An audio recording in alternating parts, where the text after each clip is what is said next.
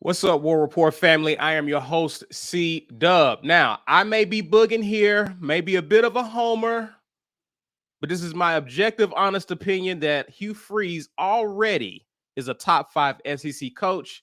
And I don't care what CBS Sports has to say about it. Mike G and Ike Jones will weigh in, and we definitely want to hear your thoughts as we discuss this topic and others on the latest edition of the Weekend Tailgate. Let's get it.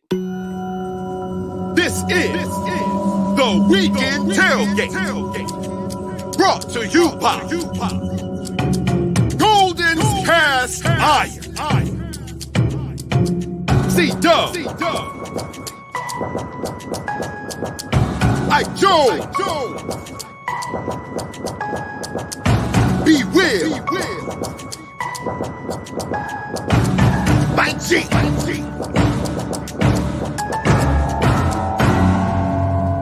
You are now listening to Happy Sunday, everyone. Happy Sunday. Welcome to the latest edition of the Weekend Tailgate, courtesy of our new show sponsor, Golden's Cast Iron. With them, you get to work out, grill out, and ultimately chill out. Thank you for chilling out with the War Report. Shout out to Golden's Cast Iron for being our newest show sponsor and for rocking with the War Report. Speaking of rocking with the War Report, welcome again. We need you to do us a favor. Share this content on social media. That is Facebook and Twitter. Also, smash that like button and subscribe if you're new to the channel. We were fortunate to get some amazing content and get a peek at our latest wide receiver, our newest wide receiver, and Mr. Hooks there. Ike Jones was breaking down that film review. There's a few other guys that you're going to be dropping shortly. How can they access that content, sir? You got to become a member. Come on board and join the War Report to get a little peek at some film, man. Y'all know I love doing the film review, but it takes a little bit of extra effort. So we want to give it to those folks that want to put in the extra effort with your boy. You know, I'll go live and we'll talk about it, but you got to be a member to do that, man. So make sure you guys lock in right there so you can get that film review. Our guy, Scotty from Off Script was there with us. So that was always fun to have somebody else in there on the film review. Membership gifting is a thing you can do right now from the live chat. Go ahead and let somebody else get the gift of the War Report. Speaking of giving things, the War Report is giving away a mug, courtesy of GWT2 Energy Consulting Services. Hashtag get your weight up right now in the live chat so that you can become eligible for that. We'll do that drawing here in about an hour. So make sure you lock in with us over there. And yeah, that's it, man. Let's get to this. Gentlemen, it's that time of year where, well, first off, before we get into it, before we start talking about I saw this, Ernest Vaughn says, "War damn Celtics." Do you think the Celtics is going to make history and be the first team to come from 3 down to win a series? That ending last night was insane. Of course, I didn't actually watch the game. I just watched people reaction on social media. Then I went and to watch the last minute of it. And I was like, yo, what in the world is happening in the world of sports? First and foremost, Jimmy Butler 100% double dribble. 100% was a double dribble on that play. If they were going to call the foul before the double dribble, then it should have only been a 2-shot foul. So he shouldn't have even been in the position for them to be up. It should have been tied. I think they put too much time back on the clock. So that Celtics last possession probably would have ended in overtime rather than a game-winning bucket because he wouldn't have gotten that last shot off. And so just a convergence of a bunch of things lands you at Game 7, and the Heat are absolutely in meltdown right now. Yeah, I think that's fair to say. I was going to say who has the most pressure on them. Usually it would be the home team, seeing as though they have the home court advantage. But I think the pressure is on Miami for they're battling the Celtics in history. And Celtics are at home, right? Like if the Heat were going back home and they had to close out at home, it'd be different. But I don't know.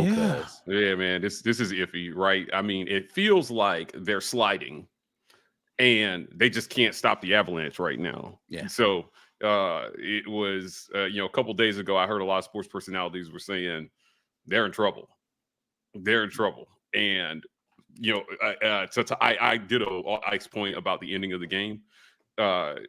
it just was so unfortunate. I mean, it's just kind of been unfortunate for them. And I think it kind of highlights, though, how closing out a team and winning a championship in multiple 7-game series is difficult. It's really difficult to do. And not everybody can handle it. And for the teams that can do it, man, they do possess something special. But I'm not liking the Heat. I really would like to see Jimmy Butler in the finals. Yeah. Jimmy Butler's one of my favorite basketball players. But like, man, I don't like it. Just doesn't feel like it's going their way right now. Ike, you and I, we share two teams that are near and dear to our hearts. Of course, Auburn being one of them, but the Chicago Bulls. Does it make you kind of like in the pit of your stomach? Yeah, I hate the fact that he's no longer a Bull. Yeah. Like every time I see Jimmy doing fantastic things, I'm like, man, he was supposed to still be in Chicago. Doing I don't know how we let this guy get away. Because the front office is trash. You know exactly why. You know why. But yeah, it's just it's so frustrating though. It's so frustrating to watch it. But I still love him. I still love him. Yeah, I'm not a hater. I mean, he got traded. It's not like he was like, I want out of here. It's just he got traded. But so anyway. Yeah. Enough about non-Auburn stuff. Let's talk Auburn as it pertains to the SEC. It's kind of by proxy. This is the time of the year where a lot of news has slowed down in the portal. Auburn has pretty much wrapped up what it's going to do for the 2023 roster. If there's, of course, there's always grad transfers and some things that could happen later in the summer. But for the most part, the roster is intact. And it's now time for SEC meetings. In fact, they will be meeting in a few days in Destin, Florida, to discuss what they're going to do about 2024 and whether or not they're going to play 8 or 9 conference games. And I think what's been interesting of note is that there were already 4 schools who were opposing the 9-game conference format. Those schools being Arkansas, Kentucky, Mississippi State, and South Carolina. The latest to join them is Bama. They were once were for the 9-game, but I think they found out that who they were going to have to play every year, that being Auburn, LSU, and Tennessee, who are trending upward these days. And they were like, I meant to say 8 games. Did I say 9? I meant 8. And the 8-game format is where you have 1 permanent rival and 7 rotating opponents. The 9-game is where you have 3 and 6 rotating opponents, and both formats do away with divisions, if I'm not mistaken. Correct. So that's what we have here. I want to ask you, gentlemen, what do you think the SEC should do? Should they move to a 9-game format, or is the 8-game format what we need to do? I know if you're Kirby or Saban, if it ain't broke, don't fix it. Facts. Right? Like, so that we're clear, the SEC does not need a 9-game format. Now, there are arguments to be made from a revenue standpoint for moving to a 9-game format, the extra home game, the extra revenue, the extra opportunity to play somebody you would not normally play. I think there are good reasons to move to a 9-game format, but the 8-game format, but it's not needed. And I think that is what the SEC is always going to underscore, right? What format gives us the best chance to put 2 teams in the playoff every year? I mean, we're not even talking about 2 anymore once we expand to 12 to teams. 12 teams, right? Yeah. So, it's going to be about making sure that they stay on top of the championship hunt every single year. Because last year we had a Bama-less playoff. Last year we had a Bama-less playoff, and an SEC team still won the championship. And I think that's the way that Greg Sankey wants to keep it. So this is, other conferences want this to happen, I think, more than schools in conference want it to happen, because they don't need it to compete for a championship. They don't. It is ever since 2004 Auburn got screwed, the SEC has been given the benefit of the doubt every year since. And yes, the rest of the SEC fans, you can thank 2004 Auburn for the reason that LSU, 2007 LSU became the first 2-loss champion in the BCS era. You can thank Auburn that if it's a tie, an SEC team is going to get in. An undefeated SEC team will never be left out. If you add a ninth conference game, to me, you increase the chances that that team may not be undefeated, and you open the door for that. I still think they get the benefit of the doubt, but like I said, I don't think there would be any qualms about leaving it the way it is. The divisionless format would be wild to me. I just feel like that would just be chaos, and I love it. Yeah, I am definitely in favor of not having divisions. I think it makes the SEC champion. The only thing I will say about the divisionless situation, there's two sides to this coin, right? What I dislike about it is it increases the probability that you have a situation like 2017 Auburn again, where you've already played somebody and then you're going to have to play them again in the SEC championship game. Like that's always going to be a scenario that Auburn is going to have to possibly deal with as long as Georgia continues to dominate the East, right? Like you're going to have to play Georgia twice. If you win the West, Auburn plays Georgia twice as long as Georgia continues to be who Georgia is right now, right? But I think the divisionless format, I think it might even increase the probability that happens more often, that you get rematches in the championship game because that person can be on your schedule a lot more likely now. But are they going to do that crap where, again, instead of where the seeding, that affects the seeding, we don't want to see this matchup again. So we're going to have some kind of weird seed. You're going to have to, like, it's got to be the two teams with the best record, though, right? Like, you can't just say, well, those teams already played each other, even though they have the second best record and they lost that game head to head. We can't play them again in the championship. How will the seeding though be, like, how they choose the seeding be different than the way they choose the seeding now? What year was it that we were like, why did they get there was a team, it's just blowing my mind, where essentially was it Clemson? You're talking about what's your question? What's your question? The seeding for what? For the playoff. Essentially, the seeding was off, and it was obvious they were just trying to avoid a rematch of teams. Two teams. You talking about the year the A&M got left out? No. It was like, it wasn't. The two teams made it. Was it Michigan, Ohio State? Yeah, I'm just talking about the SEC championship rematch scenario. Like you're likely going to get, more than 4 teams into the college football playoff. But I think we can agree. I think most SEC fans already know objectively, even if they want to be biased, who the best teams are. Right, correct. In the conference, right? And so I think that it becomes a bit of a debate when you're talking about the college football playoff, in my opinion. Yeah, college football playoff, different scenario. I'm just talking about rematches in the SEC championship game being a lot more likely when it's divisionless.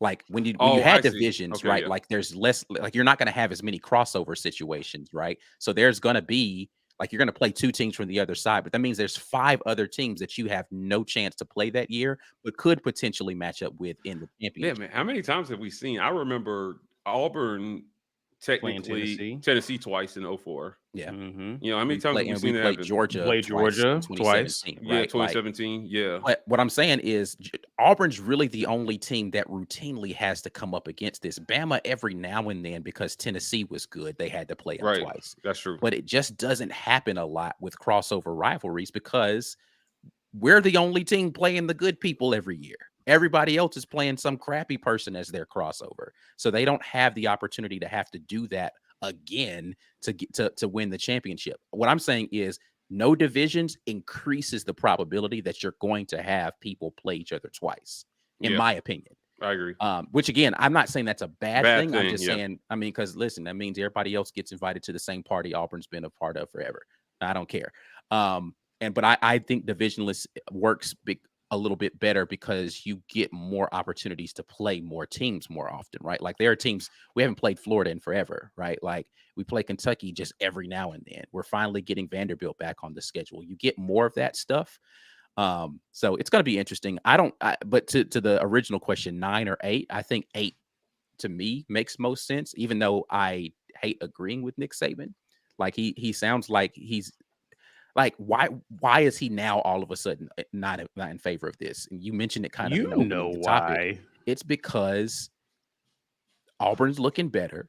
You just lost to Tennessee last year. You just lost lost to to LSU. LSU last year. And you're like, my 3 permanents are teams that are continuing to get better. Nah, we're not doing this. We're not doing this. Yeah. My last 3 years of coaching, I don't want to have to deal with this. I'm not saying Nick Saban is scared of Hugh Freeze, but I'll tell you what, I think that for a guy who has beat him twice, and I think wanted him as his OC. Yeah, right. And who you wanted, so you understand his value as an offensive mind. I believe that he understands his margin for error with Auburn has gotten shorter with Hugh Freeze as coach. It doesn't mean he's running scared. So, before anybody says, Mike G said Saban's scared of Hugh Freeze, I do think he's a little bit more worried about him than he would be some other coaches. Yeah. Right.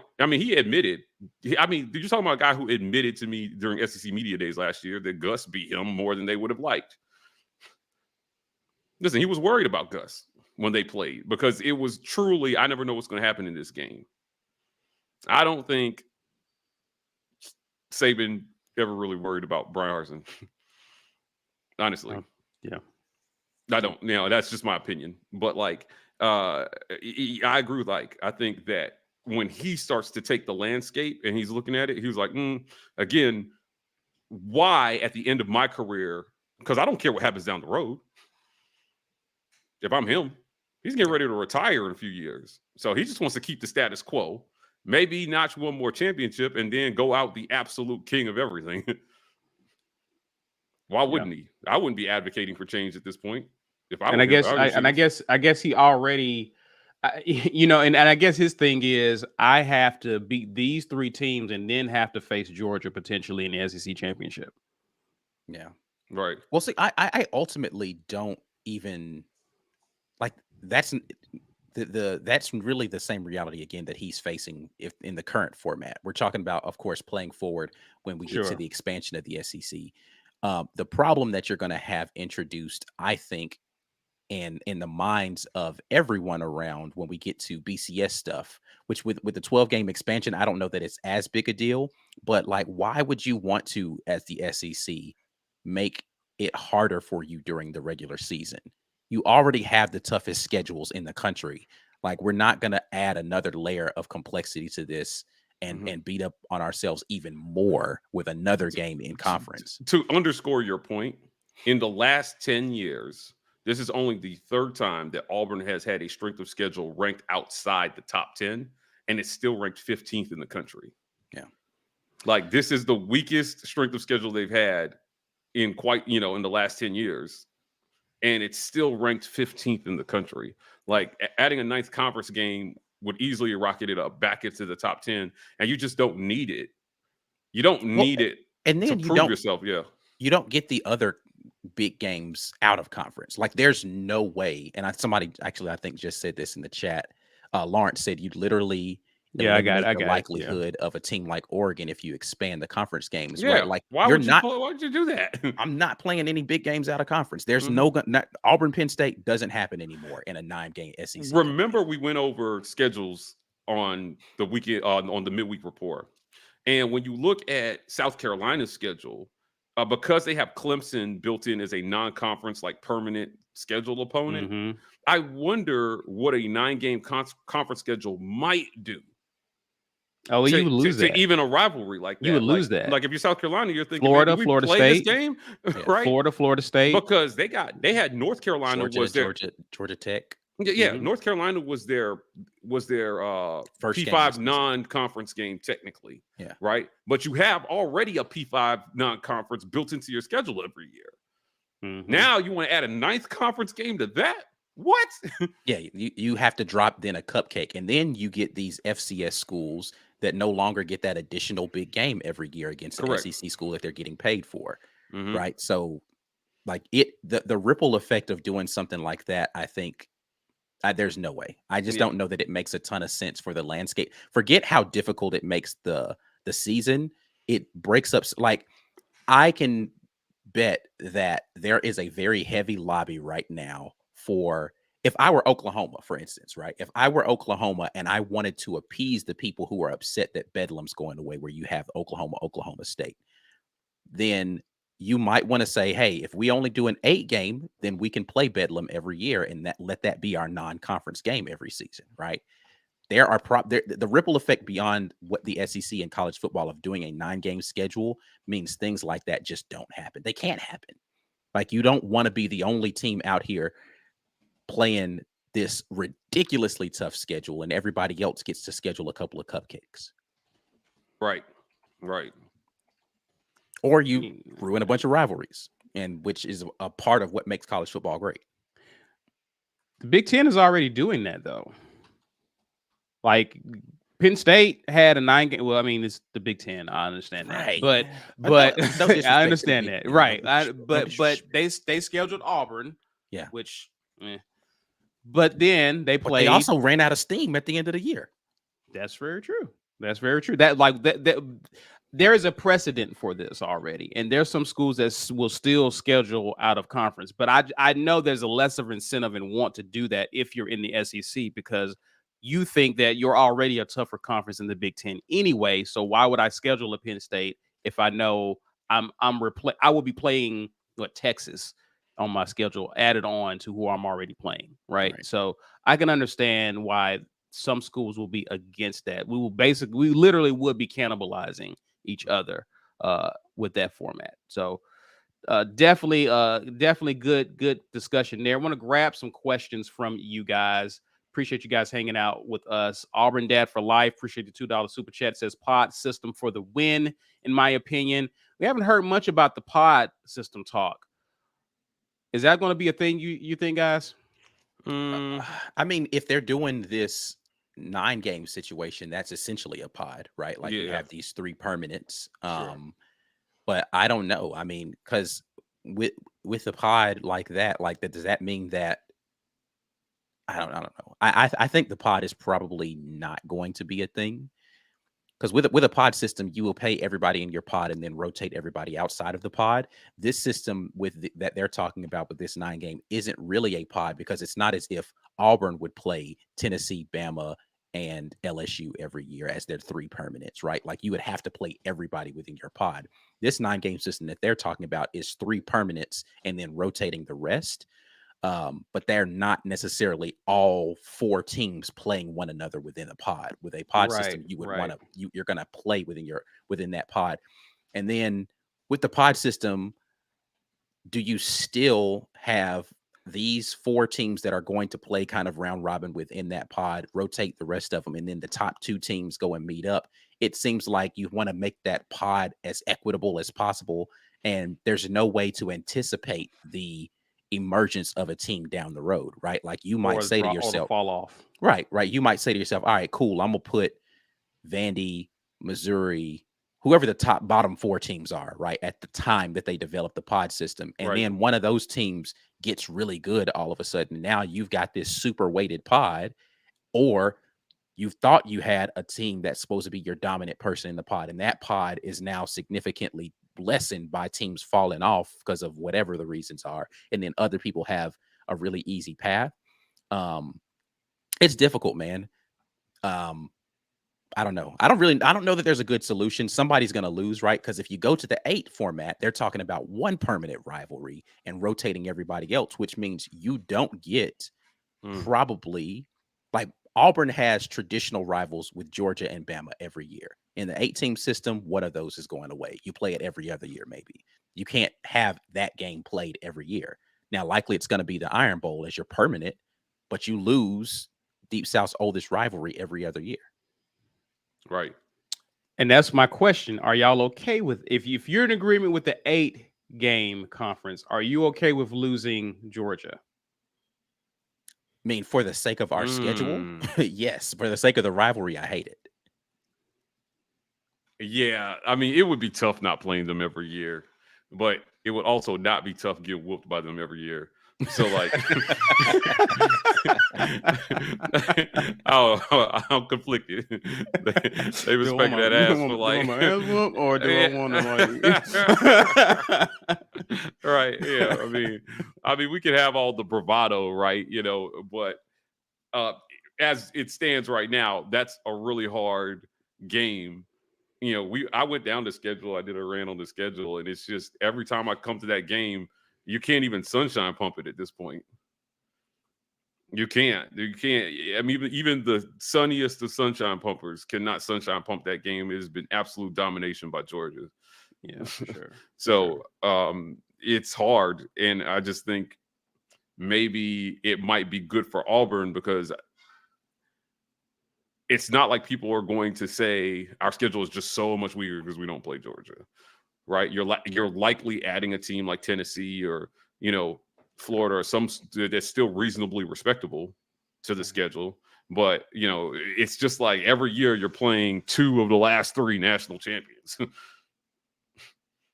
It's crazy. 3 of the last 4 when you add LSU in there. Yeah, right. I mean, it's really difficult to play a schedule like that every year with teams that are stacked with 5-star talent. Meanwhile, I mean, your last 2 coaches have been actively self-sabotaging, so you've fallen so far behind in terms of talent on the field in comparison to those programs that it really is going to take a coach coming in, I think, and out-coaching the talent for the first couple of years until he can get the talent levels at least somewhat equal. I just don't know how you catch up on a talent basis. I was having this argument with somebody earlier this morning about well, actually, it was my brother. My brother was trying to convince me. I say you just having random arguments on a Sunday morning. Yeah, right. Yeah, it was my brother. My brother was trying to convince me. Well, Saban's falling off, right? Like this and that, and I was just like, man, listen, he still has so much talent on his team, right? And I think people are just kind of preying on his demise because it's kind of near the end for him in terms of his coaching life. But the truth is that there's still a large talent gap, and NIL did not close it as much as some people think that it did. Right? You can either coach and develop or you can't. And those coaches are still on top of NIL getting the best talent. It was never going to change that. I just felt like it widened the gap for the most part between the haves and the have-nots. And so when we look at a coaching ranking list, or we're talking about the 9-game schedules or whatever, to me, it's just like if I'm one of those schools that has that talent gap between everybody else, I don't need to make it harder on myself. I just don't. There's no point, especially in the SEC, where I'm going to get the benefit of the doubt if it's close. Right. If it's close, they get the tie break almost every single time, unless it is a lower tier program in a 12-team playoff. And maybe, I don't know, maybe like if Vandy got good and it was borderline, they'd be like, nah, but you're still Vandy. You're out. Yeah, I do wonder if they've played out a bunch of scenarios with this, like what the strength of schedule looks like for all teams involved and determined that from a strength of schedule standpoint, this doesn't benefit us at all. Like it just, there is. I mean, I think that's the only way, if you're the SEC and you're trying to preserve your brand of dominance, that you have to look at it is, I want to make sure our strength of schedule doesn't take a big hit going one way or the other, or it doesn't get ridiculously harder if we add this 9th game in, because again, you have to play for the scenarios of, well, what do I lose? Do I lose some traditional non-conference rivalries or non-conference big crossover games? Because those are, again, the landscape of college football tilts in the direction of the SEC and the Big Ten, right? So if I lose a big non-con season opening thing, ESPN's not happy about that. They want to have some big non-conference game to open up the season with the SEC and some other traditional power. They want that every single year. You go to a 9-game format. Is the SEC still going to do that? What kind of contractual obligations do they even have to play those types of games going forward with ESPN? I don't know the answer to that. So there's a lot more considerations with those sorts of things that you have to think about, because the landscape of college football changes with whatever the decision the SEC makes. Yeah. Let me ask you guys this, but before I grab some more questions. You got this problem either way, whether you go 8 or 9, because you're doing away with divisions. How will we handle tiebreakers? Is it based on rankings? They'll probably have it'll probably be whatever your record is, number 1, then a head-to-head, number 2, if they played each other. And then they're going to have some same sort of thing that you would do in the divisional tie-breaking thing, some sort of funky scenario around who beat whom, and then it'll probably be margin of victory. the sticky point that you get into is when you get into that margin of victory conversation, right? Like that means if I'm beating the brakes off of somebody, I want to continue doing that because I need my margin of victory to continue to look good. Because that's a scenario you get into with basketball right now, right? You introduce the margin of victory type of thing, and it matters how much you beat somebody by. It absolutely matters. If you win by 2 touchdowns versus you win by 4 touchdowns, it's a bigger deal. Right. And so you don't want to give up that last touchdown, or you want to go score that final touchdown. Because at the end of the year, when you get into a scenario where it's going to be a tiebreaker, I need that margin. So I think that's going to be whenever they get done with this and make this decision, it's going to be super interesting to see how they handle that. Yeah. I mean, divisionless, right? Highlights, tiebreakers.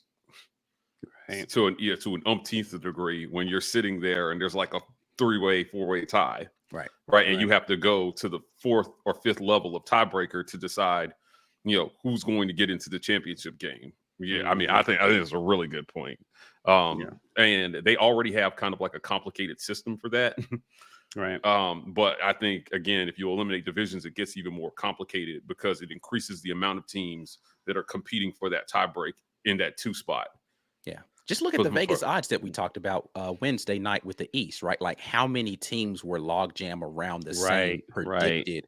South Carolina. Yeah. It's like 3 or 4 teams, same prediction of what the over-under is. So if they played out the way Vegas says, and you have 5 teams that end up with the same record at the end of the season, and all of the you need those 5 teams to be 1 or 2, right? But like if at the number 2 spot there's like 3 teams with the exact same record, then you got to get to tiebreaker scenario 2 or 3 here, and that changes how you coach game to game. It just does, right? Like if you take a L early in the season in conference, right, and that you've now put yourself in a tiebreaker scenario because there's likely going to be somebody else that's going to have 1 loss. Now you're coaching different in game 10 because you're saying to yourself, well, in a tiebreaker scenario, I need to make sure I put up X amount of points if points matter, right? I need to make sure I outscore them by 30 today. I can't take my foot off the gas. Like it just change. It should change. I should rest this player, right? But I need to run up the score. So I'm keeping you in and risking injury. Yeah, we're playing against a cupcake, but I need my average, margin of victory to be 30. So that's a good point. I got to put up 50 on this team. So it's going to be interesting to see how it and whether or not it matters whether it's an in-conference thing, right? Like, are you only taking the conference margin of victory stuff, right? And I think we need to probably look at what they're doing at the college football playoff level because they'll probably mirror some stuff with that as well. But college football has that additional conference championship qualifier in there, I think. But yeah, well, when they get to 12 game, I should say they're going to have the conference champion qualifier. So. Yeah. I want everybody to get out of their feelings now about running up the score based on what Ike just said. Or I don't want to hear it. Yeah. When coaches, if margin of victory is in there, you have to. Yeah, right. I don't want to hear anybody say, "Oh, that's classless. He scored that touchdown." Well, you know what? If you're trying to get in a playoff and win a championship, then and you're telling us it matters, then it just is what it is. Take your beat down and stop them if you don't want them to score. Yeah. Perry Unlikely, appreciate the super chat. Appreciate you hanging out with us. He says Saban is upset about the possibility of facing 3 potential monsters like Auburn has yearly: Georgia, LSU, Bama. Yeah, I mean, listen, Saban is always in favor of whatever just keeps the status quo that he's been dominating the same. Yeah, that's it. He's dominating. Yeah, he's dominating. So why would he want to change? The reason why this looks worse today than it did when he initially advocated for it is because he's coming off of a season, and people can say that he's not thinking like that. History has proven that Nick Saban has looked at the recency of what happened to his teams and said, this doesn't favor me for the future. Let me make changes to it or advocate for changes to it. Absolutely. So whether you want to believe it or not that it has an impact, losing to LSU and Tennessee last year and knowing that they're suggesting that if you're going to get 3 permanents, it's going to be these 2 teams who have caught up with him in terms of their ability to compete on the field. Like, I don't know how we argue that that's not factual, that Tennessee looks like a better football team under Josh Heupel. I don't know how we don't argue that LSU looks like a more competent program under Brian Kelly. I don't know how you don't make the argument that Auburn looks like a more competent program, at least from a recruiting standpoint, under Coach Hugh Freeze. And you know what his acumen is as far as offense is concerned. So that is a cauldron of, oh shit, for Nick Saban. Like, if you think that he's thinking differently than that, point to me something historically that verifies that. You know, backs up your thinking on that. I asked him last year at Media Days, how do you stay ahead of the coaching curve with so many seemingly other good coaches constantly flooding the conference? Right. You know, and I don't remember. I admittedly don't remember his answer to me. But, you know, for somebody in his position, to your point about all the coaching competency around him now. Right. Like, how do you stay ahead of that? How do you stay ahead of now? I got to deal with Brian Kelly every year. You know, now I got to deal with a guy who already beat me twice in a row every single year. You know, and we know his acumen in terms of offense is unquestioned. Game day decisions may be a little questionable, but for the most part, his acumen, you know, offensively is not in question. His quarterbacks have generally performed. He's been able to find star wide receivers everywhere he's gone. Right. Yeah, 1,500-yard guy right at Liberty. At the receiver position. Close. It's pretty close. Right. So to me, it's you know, again, I don't need another hurdle if I'm Saban. Right. I'm getting ready to retire. I'm trying to get one more chance. I believe if he wins this year, he's done. Personally, I think if he wins this year, he might just say, you know what? This is my swan song, perfect swan song. Somebody else take over. And it's going to be so much fun to watch head coach in waiting, Kevin Steele, take over that program and then actively sabotage everything that is Alabama. With Mike Bobo as his OC. Yeah. Hilarious. So I can't wait to see it. I don't know about you guys. Yeah, I definitely tune in for that. D-Lab says we played South Carolina twice in 2010 as a championship season. Oh, that's right. I forgot Absolutely about that did. one. Yeah. Blake Robinson says, I'm there now too, Corey. Basically, this comment was about him saying it's his birthday weekend. Hey, so we want to say happy birthday to you, Blake. Happy birthday. Thanks for taking time out your birthday weekend to celebrate and hang out with you guys at the War. Listen, can we shout out all our OGs, man? Like, some of y'all been in here since the jump. Lawrence has been riding with us since the beginning. Corey, John, Blake, Haley has been in here a long time. Maybe not an OG. Your name. We love you still. Yeah, Wesley Hilson. Wesley's been in here, man. Kyle has been in here a long time, right? You know, we love Auburn Dad. Auburn Dad. For life. Man. Ben Bloodworth. Okay. If I don't think he's in here today, but y'all remember JC. You know what I'm saying? That was JC. Yeah, I got JC. I talk to him every now and then just to check on him. Man, some of y'all has just been here. Pocket Watch been here for a minute. You're in our hearts, even if you're not in our heads. All right, you're in our hearts for sure. Thank you Phil, guys too. for hanging out. Lisa. Yeah. Oh, man. Wise, for sure. Speaking of which, guys, share this video. Do that on social. Smash the like button. Help us out, guys. Help us out. I know it's sometimes you get caught up in the content and you don't think to do it. Hit that like button for us. Please be sure to subscribe if you just found us. Let's take time to acknowledge the sponsors of the War Report. This edition of the War Report is brought to you by our generous sponsors. AuburnSports.com. For news and notes on all things Auburn Sports, head over to AuburnSports.com. Harmon Mechanical, a heating and air company offering premier service to the Auburn area and surrounding areas. Give them a call at 334-219-0717 or head over to their website at harmonmechanical.com. Let them know the War Report sent you. Harmon Mechanical. We're there when you need air. And our giveaway sponsor, GWT2 Energy Consulting Services. If you want the best in the business at restaurant logistics, head over to GWT2Energy.com. Yep. Thank you to all the sponsors of the War Report. Just want to give another quick shout out to Harmon Mechanical Heating and Air. Make sure you guys, if you're in the Auburn, Alabama area and you don't want to feel the heat like Nick Saban right now during these turbulent times in the SEC, you hit up Harmon Mechanical at harmonmechanical.com, or you can use 334-219-0717 and set up an initial consultation with them, and they will get you right. Harmon Mechanical, there when you need air. We are here for you with the premier content right here at the War Report. You guys can come on board. Harvard Mechanical. If your seat is hot like Nick Saban, call Harvard Mechanical. Cool me down. Okay, I'm with it. Sorry. Nah, it's all good, man. Make sure you guys join, man. Come on board with the War Report. Green Name Gang strong in the chat right now. We appreciate those of you who have decided to make that decision to support us monthly.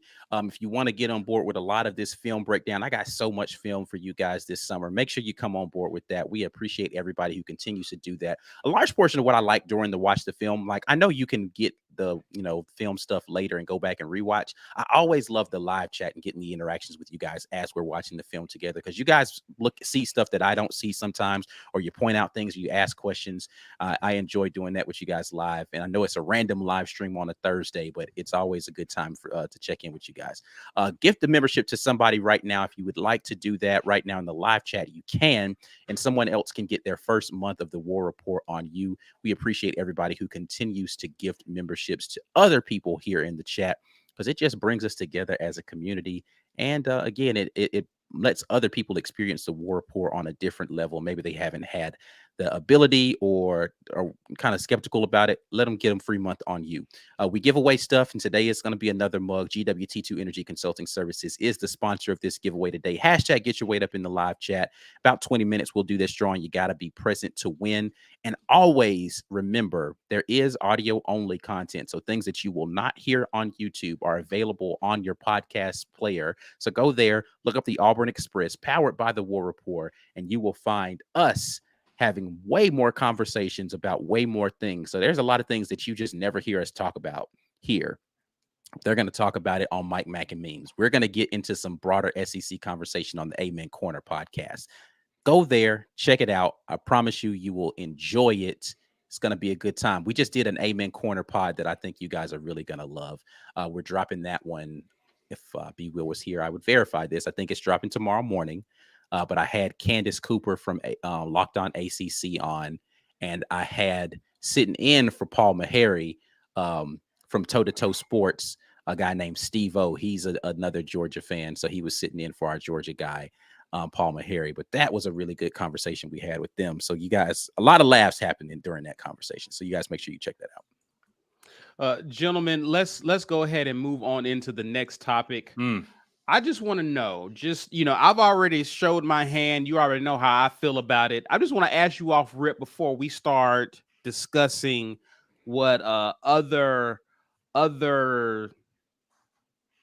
sports people, I guess, think about SEC list of coaches. But as it stands today, if you had to place Hugh Freeze somewhere, where would you place him amongst the SEC head coaches?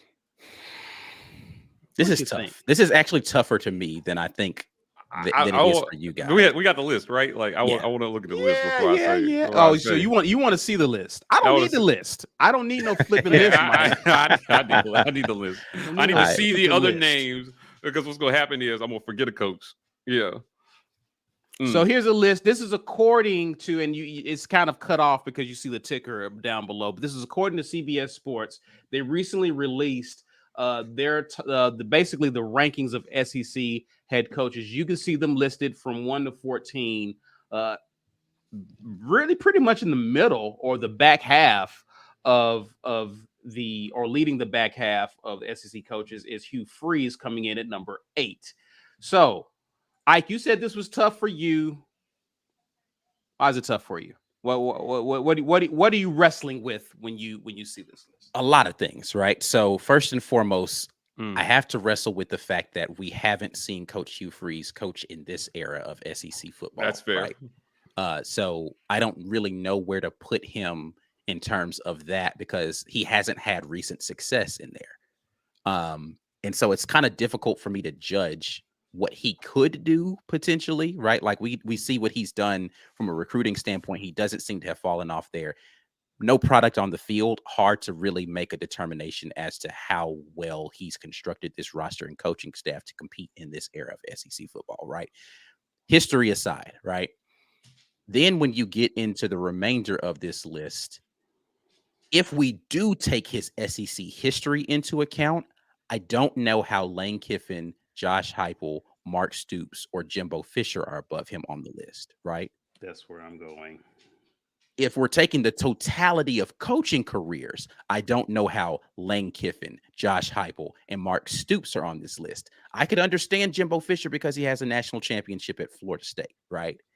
But it's tough for me because you have to give me more criteria. If we're just saying who are the best coaches on this list that are currently SEC coaches, I don't get why he's number 8.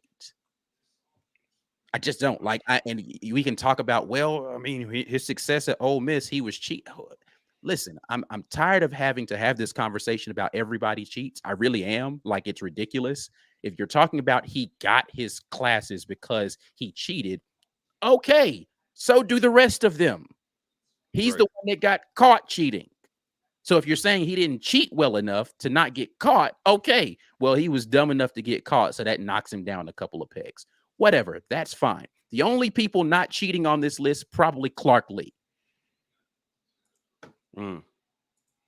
Maybe Pittman, just because he seems like a really good guy, but they probably just keep it further away from him. Everybody else, I'm sorry. The rest of y'all don't give me this. I've never cheated a day in my life. I don't want to hear it. I don't want to hear. I know too much about the underworkings of how SEC football works to believe that. Maybe Mark Stoops, because he kind of gets average talent, right? But everybody else, like, why are we having this conversation about cheating? Shut up. So don't bring that into the conversation with me about whether or not Coach Hugh Freeze is a good college football coach. He is. But again, if we're talking about recent performance, like, there's nothing to judge off of other than recruiting, which he's done well in. Don't get me wrong. I think that his recruiting alone puts him above some people on this list. Right. But again, what has Josh Heupel accomplished as a coach? What has he done? What has Lane Kiffin accomplished as a coach? What has Mark Stoops accomplished? In the SEC, what has Jimbo Fisher done? That's facts. Rob A&M. The first 3 people on this list got it. All of them have won the conference. Division. Well, at least their division, excuse me, because Brian Kelly didn't win the conference, but at least won their division. Lane Kiffin ain't won a division. Josh Heupel hasn't won a division. Mark Stoops hasn't won a division. Jimbo Fisher hasn't. Shane, Sam, Billy, Elijah, Clark, Zach, none of them have won a division. So even in the recency of their productivity within the SEC, they haven't done more than Hugh Freeze does, and he hasn't coached a single game. Right. If you take into account his actual productivity in the SEC, then he's equivalent to the rest of these guys, at least, because he's won games in the conference. He's beaten the top team in the conference before. Like, Keep making my argument. I just don't understand how this list makes any sense because I don't understand the criteria. But let's take my argument. Make every criteria that you want to and tell me why it makes, because if the only thing you can say is, well, the only time he was good in the SEC, he was cheating, shut up. I just don't want to hear that. I just don't. Not when I know what happens in recruiting year in and year out. Well, let's be clear, right? There was no cheating he did that helped him beat Nick Saban 2 years in a row. Well, they're just talking about his talent acquisition. Right. Like, Yeah. Again, I don't outcoached care. him. He outcoached him. He outcoached him. Let's call that what it is. I mean, here's what listen, the top 3 on this list I don't have a problem with. Yeah. That's literally the only place where I have zero objection with this list, because I could actually make arguments that the rest of this list kind of BS. But all right, anyway. Yeah. I mean, I would argue the job that Josh Heupel has done over the last couple of years will put him firmly in 4th, right? But after that, mix this up. I think a 9 for Shane Beamer relative to the talent that he has is a little disrespectful. Jimbo Fisher. again, relative to the talent that he has and the results outside of that 2020 season with Kellen Mond, what has he really done? I would probably have him lower here. And then for Hugh Freeze, I just think, I don't know. I think Hugh Freeze being somewhere around 6 would make sense based on what the other coaches in front of him would have accomplished. So like Heupel, Kelly, Smart, Saban, I think clearly in front of him. After that, you can make a lot of arguments for shifting people up and down, right? Like, on this list. I just think Jimbo Fisher is just way too high. I think he's clearly trending down. Like, people in College Station aren't happy with the job he's doing there. Right. I mean, I don't know. His seat is literally hot. Right. Sam Pittman, again, it seemed like they were trending up, but the realities of the toughness that is the SEC tells you how hard sustained success is. Pittman is learning that. He had a decent season, and people were just like, oh, look what he's done. But, listen, you back to the dungeon you can go suddenly, because it's not just about what you're doing. And this is something that I've said repeatedly, right? In the SEC, while you're standing still, everybody else is trying to get better, and they are getting better. So if you're the same year over year, someone's likely past you, right? That's what it boils down to. So I would say that Hugh Freeze right now is a better than mid-tier coach in the SEC based on the entirety of his coaching career, his acumen, his development of players, and things that he has accomplished. And I'm with Ike. I don't think you can't invalidate anything he's accomplished in the SEC during years where the SEC was still dominating college football. Right. You just can't. And the cheating argument, it's just, to me, it's just dumb, because he still had less talent than everybody else. My argument, Mike, is you have to remember what Ole Miss was before he got there. Right, correct. They were a cellar dweller. Like, they were the Ole Miss of the West. Yeah. I mean, they were the Vanderbilt of the West. Like, they had went like maybe winning like a game or two in the SEC in like 2 seasons. Like, they were bad. And he took them to winning 10 games one year. Like, he literally resurrected Ole Miss in a sense, to where you had to be concerned about them on Saturdays. They were an automatic W if you were looking at them on their schedule before. Which is why I give Sam Pittman a lot of credit, right? Because Arkansas was that team that was winning no or 1 games in the SEC. And he's made them a respectable person on your schedule now. But like, I'm like, if you're Jimbo Fisher and you have all the talent, like literally all, like he has 5 stars, he could probably right now, I haven't looked at their roster lately, but I know last year he could probably put a 5-star at every position along either side of the football, and he won 3 games in the SEC. Right. Are we being? I mean, are we being for real? Right. Mark Stoops, ton of credit for him being able to take a roster that has never been supremely talented and work. Like, I think Mark Stoops is a heck of a football coach.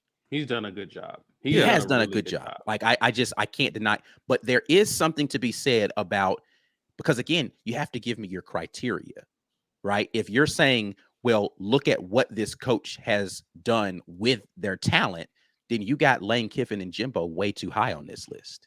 Yeah, I would argue Heupel is solidly 4th on this list. What was say? Because it's here's the thing about Josh, and I'm not trying to hate on Josh, because what he's done has been impressive. Mm-hmm. I want to know what life really is like after Hendon Hooker. That's all. I just want to see how he continues to do, because remember, one of our previous coaches looked like an amazing offensive savant in year 1 with Nick Marshall. And once he left, that success at the QB position died out. Yeah. I'm not saying Heupel is the same way at all. Yeah. I'm saying I need to see it year on end with him. Yeah, I put him that high. I just think over the course of his career, I've seen enough of him with quarterbacks to believe he knows what he's doing with quarterbacks. Okay. As a former Heisman winning quarterback himself, at that. Right. So I'm not questioning his acumen in that regard. I think his system kind of has stood the test of time. And I think that he knows how to evolve that system with what is a moving landscape offensively in college football when it comes to that. So, for Heupel, and I'm not disagreeing with you necessarily here. I'm just saying, to me, if I were choosing him or Lane Kiffin, I would probably go with Heupel. I'll give you that. No, I will give you Oh, that. yeah, no. Yes, absolutely. I will I'll Heupel definitely over agree with Kiffin. you there. And I think that's the better thought exercise with a lot of these things. It's like if you put them, the guy in front of them, if you pit them head to head, who would you rather have leading your program? Right. And tell me today, if you're a college football fan, Jimbo Fisher versus Hugh Freeze. Right. So Saban, Smart, Kelly, again, based on the entirety of their coaching careers, I just think they're the solid front three. Right. But see, it's still why it confuses me, right? Like, is it today or their entirety of their career? Because if today, Kirby should be number one. Right. Okay. Right. So again. Right. It mix and match. Right. It's entirety. I would not argue. I would argue that Kirby has already surpassed Saban in the head-to-head. I would make that argument right now. But I'm not mad at it. I'm not mad at, like, either way. I just think it's kind of like not a pointless argument, but like, you understand what I'm saying? Like, I'm not mad at anybody who thinks Saban is still a better coach than Kirby Smart. But that's a lifetime achievement award if you're putting Nick Saban number one. Correct. It's a lifetime, which means you are looking at the totality of people's career. Well, you can't. Okay, so here's the deal. I think you have to look at the totality because you could not properly judge some of the other coaches on this list if you're just talking about their SEC experience. If you've only been coaching in the conference for 1 year, are we going to put a coach at the bottom just because he's only been in the conference for 1 year? Well, that's exactly what they did to Hugh Freeze, though. Is my point. Right. But and to my point about, because Brian Kelly is only. Do we know that his success in the SEC is real or not? We don't. Well, that's what I'm saying. This is why the year. list doesn't make sense, because it's like I can't track what you're actually using as your objective criteria, because I can apply different criteria for different people. But if we're going to use the same criteria for everyone, the only place on this list that makes any sense is Zach Arnett, because he hasn't been a head football coach ever. Right. Ever. Yeah. Right. So all I'm saying is it has to be a lifetime achievement award, I think, if you're going to properly compare all of these coaches. That's the only way to do it. That's the only way to fairly do it.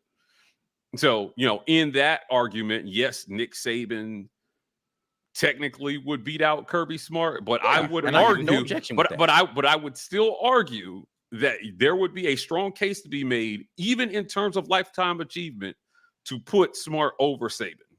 Ooh, I don't know if I'd argue that.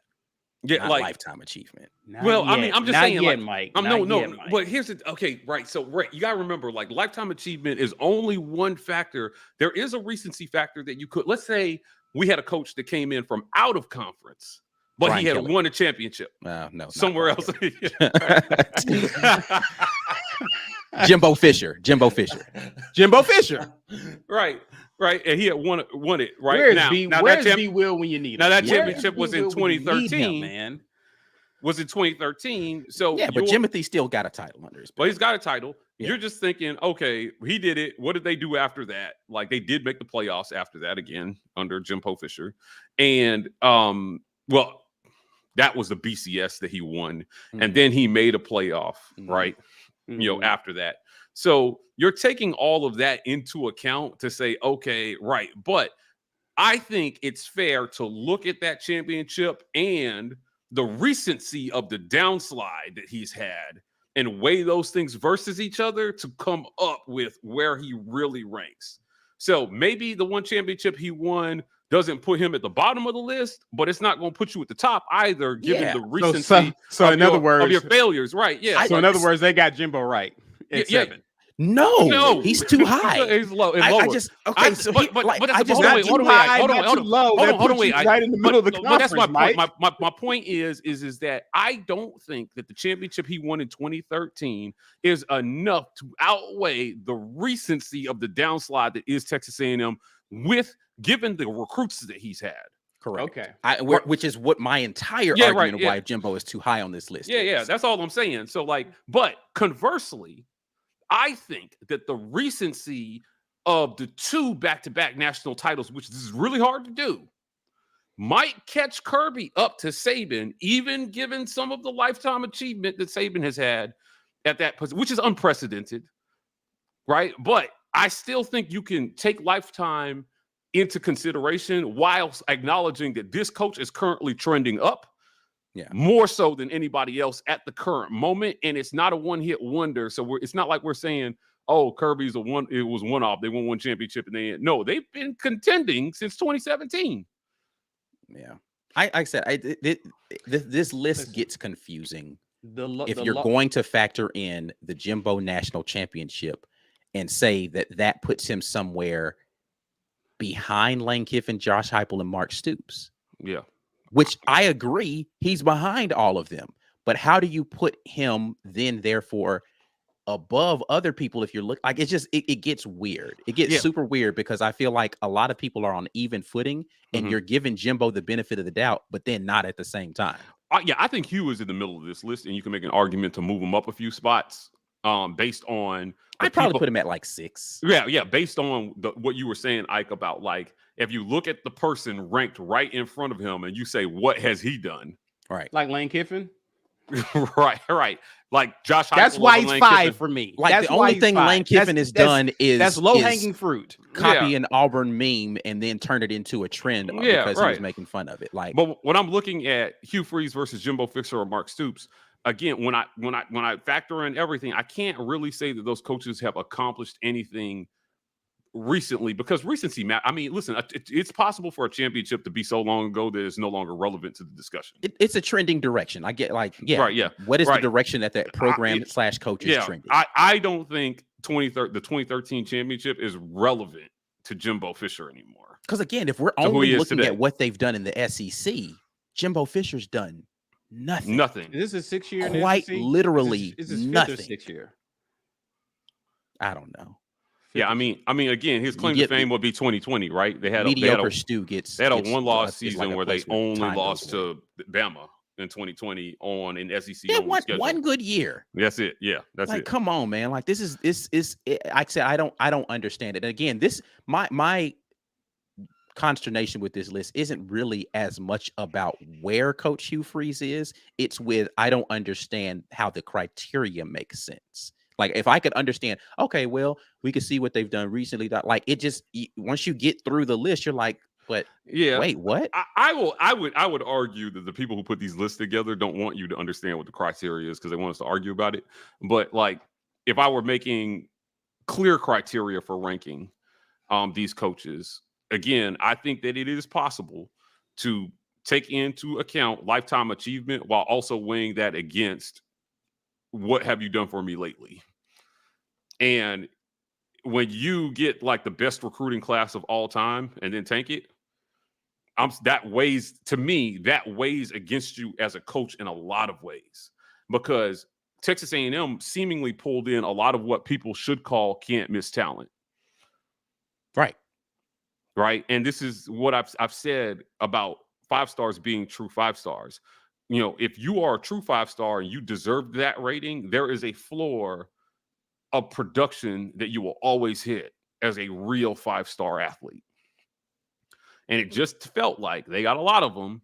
And we're not even having a discussion about them being in the top tier of the conference, you know, years after that recruiting class. Was that 2 years ago? It's 2 recruiting classes ago when NIL first became a thing. Yeah. So, you know, we had said repeatedly on this show, 2 or 3 years from now, we're going to learn how good that class was. But I think it was me and I primarily making the point. I doubt most of these kids will be on this team in 2 years. Right. Because somebody, like, as much as they may have gotten wooed by the money or the alleged $30 million that Texas A&M spent on that class, kids still want to play. They still want to be on the field. They still want to have a chance to make it to the league. And you got all this talent and you can't play everybody. Right. That's why I thought the rating of that class was so overblown.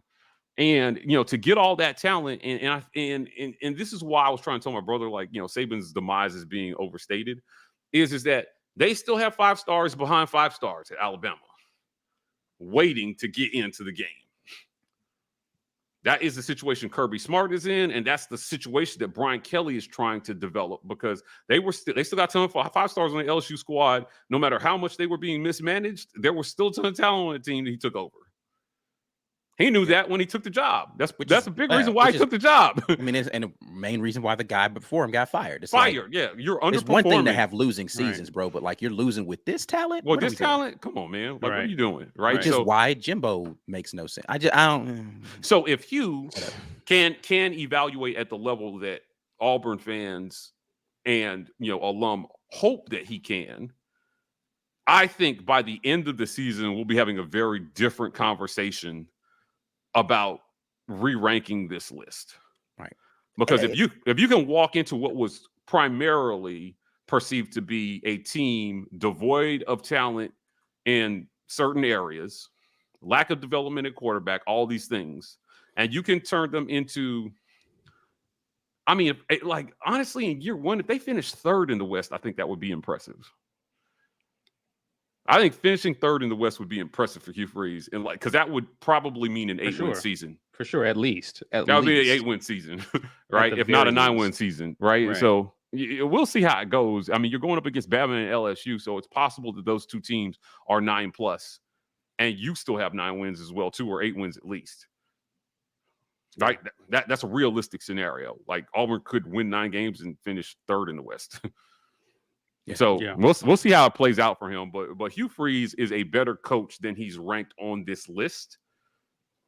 I understand not ranking him higher based on the recency of the achievement of some of the coaches ranked in front of him, but I also don't understand rating him higher based on the lack of accomplishment of some of the coaches ranked in front of him on this list. Which is why I'm going to take your criteria and put him right in the top 5 because Hugh Freeze has done exactly what Lane has and is a better recruiter. Yeah, I just would not argue putting him. I wouldn't argue putting him at 5, right? But if we're going to make an objective list, us together, he may not be top 5 right now.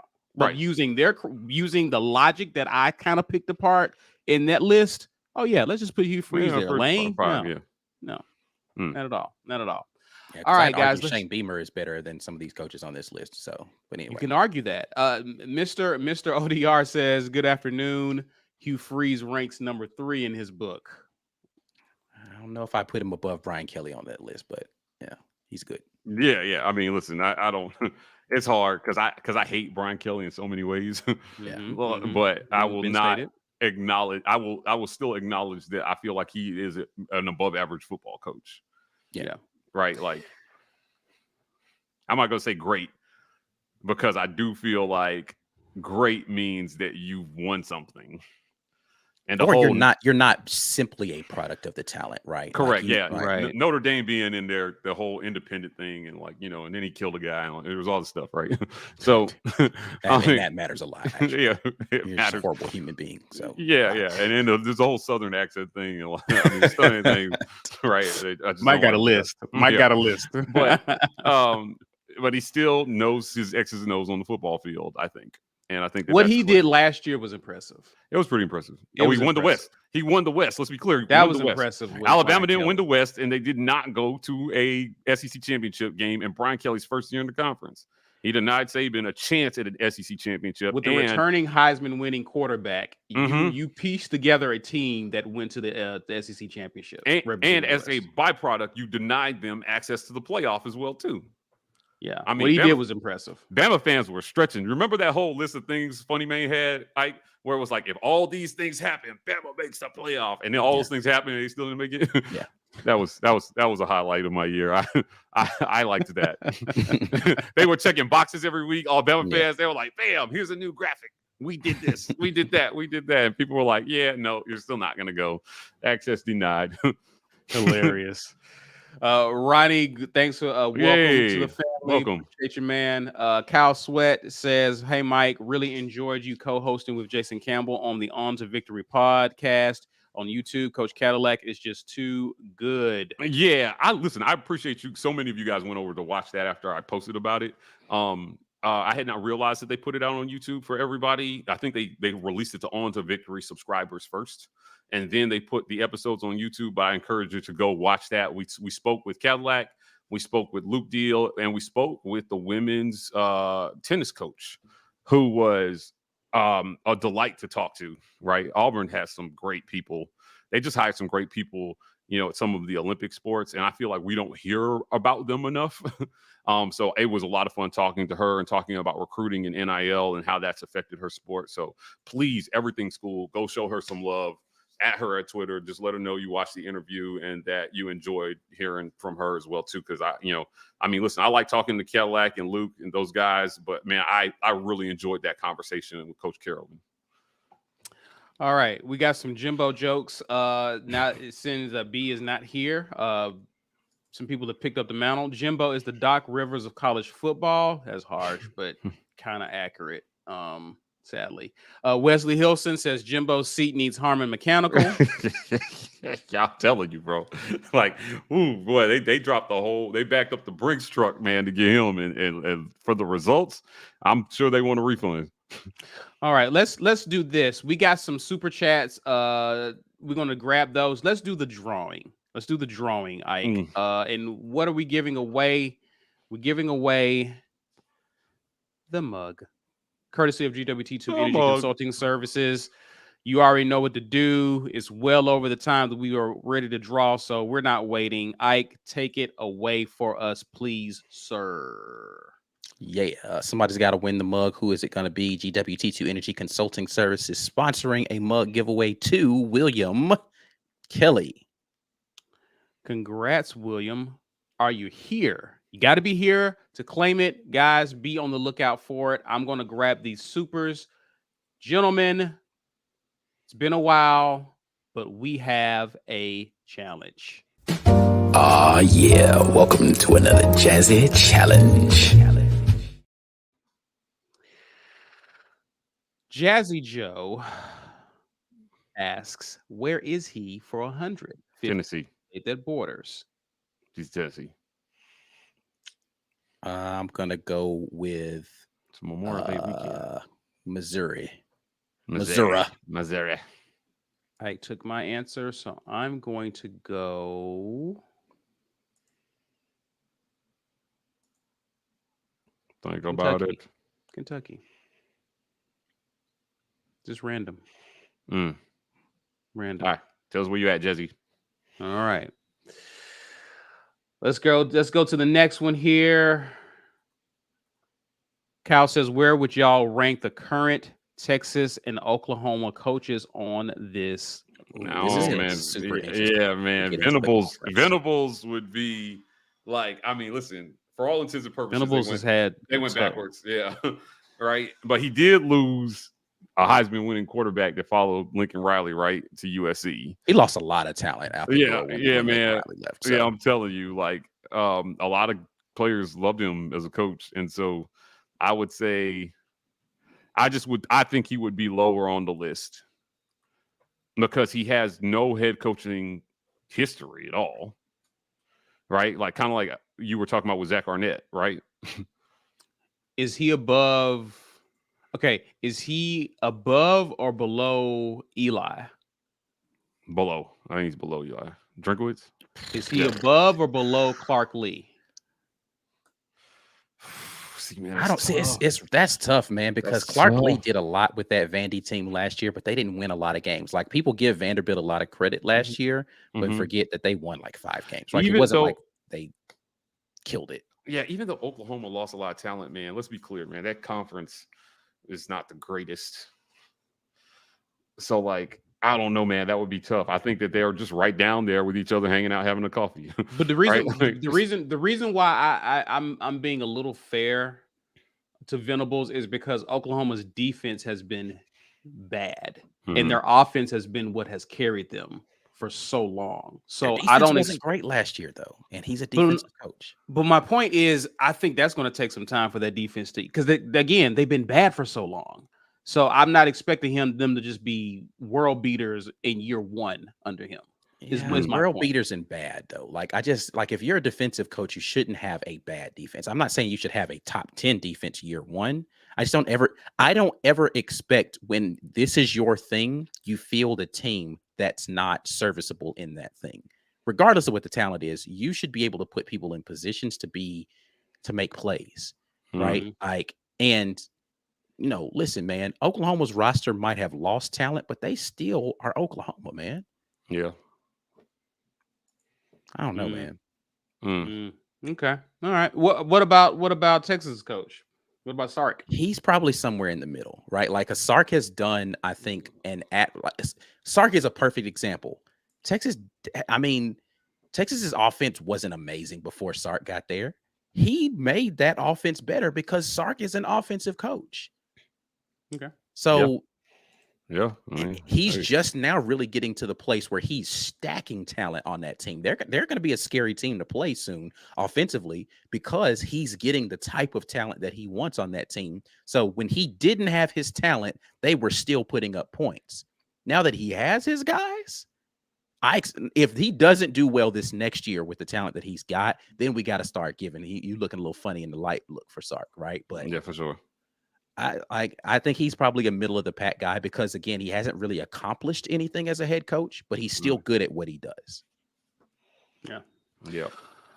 All right. William Kelly says he's here. Hey. Congrats to you, sir. Here's what you need to do. You need to email us business@thewar report. Business@thewar report. We need your physical address and name, and that mug will be coming to you. Congratulations to you, sir.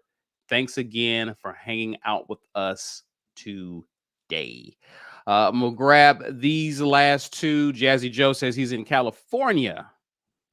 Y'all better be at the call game. So in Cali, probably. So probably, yeah. We'll be there in spirit. We're always there in spirit, though. So we'll be there. Yeah. Anyway, Perry Unlikely says, I don't put Kirby above Saban because I have to see how he weathers annual coordinator changes. Saban has had 16 plus at Bama. Great point there. I want to see what this Georgia offense is going to look like with Bobo calling plays. Going to be interesting because, I don't think that anybody would argue that Todd Monken revolutionized what Georgia was doing offensively. Do they take a step backwards without him there as the offensive coordinator? The only reason why I am not 100% in that same place, which I do think that this is a very good point. And, I would argue that I don't know that you can stack up Saban's lifetime accomplishments next to any other coach and say that coach is above him, right? So recency bias would have people in that conversation with Kirby lifetime. I don't think it's a great conversation to have because longevity in that space and dominance over that longevity has to be spoken of when you're talking about coaching because the talent cycles through every year in college football. You don't get an opportunity to have the same guy for, right? Like when we talk about professional coaches, right? Like you could have the same collection of core talent for a decade, right? And dominance across that period of time, not as unlikely because you have that same core that you're just kind of plugging and playing around. In college football, you cycle through that talent at least every 3 years. And if you're in the case of Nick Saban, really 2. And he's dealing with due coordinators. So like just to be dominant over that period of time, I just don't think that it's he survived the spread offense. Like that took out a lot of coaches when offenses changed and the rules were changed to benefit offenses. Like he survived a lot. So I think again, I'm curious to see how, to this guy's point here, how he handles coordinators leaving, systems changing. So it's really interesting to see how that plays out. Yeah. All right. Good conversation. I don't have anything else unless you do, Ike. Otherwise, tell the folks what they need to be doing this off season. Come on board. Memberships is how you get to the film reviews. We appreciate everybody who continues to rock with us. Come on board as a member of the War Report so you can always get access to that great content. A lot of new stuff that we're going to be doing this summer that I think you'll enjoy. Membership gifting is a thing. Thank you to those of you who have continued to gift memberships today. Jazzy Joe, Haley, and David, all gifting memberships. We appreciate all of you who have done that and continue to do that. Thank you to them. If you want to go ahead and do that from the live chat, you can. Once again, you can check us out on podcast at the Auburn Express, powered by the War Report. A lot of great pod-only content. And if you didn't get a chance to win something today, you could do that in our merch store by purchasing your own thing, right? Like you could give yourself a gift. Go purchase some War Report merch at thewarreport.com. Hit the shop now button, and you can get that popping. Please be sure, y'all, to share this content before you get out of here. That is Facebook and the Twitter. Smash that like button. Subscribe if you're new to the channel. I mentioned Facebook and Twitter, but we also can be found on IG at The War Report. For TikTok, you can find us at TW Report. That's it for now, guys. But enjoy your Memorial holiday weekend. Shout out for those of you who have giving your service to protect our freedoms, all that good stuff. We appreciate you guys. Be safe. Some of y'all are traveling. Some of y'all were even commenting as y'all were traveling or on the beach. Be safe, guys, wherever you are. Enjoy the rest of your weekend. And as always, and until tomorrow, we're going to be here tomorrow, right? Yeah, I'll be here tomorrow. All right. Just making sure. Just didn't know if it was going to be a for real holiday. Nah. War Eagle, everyone. War Enjoy. Eagle. Peace.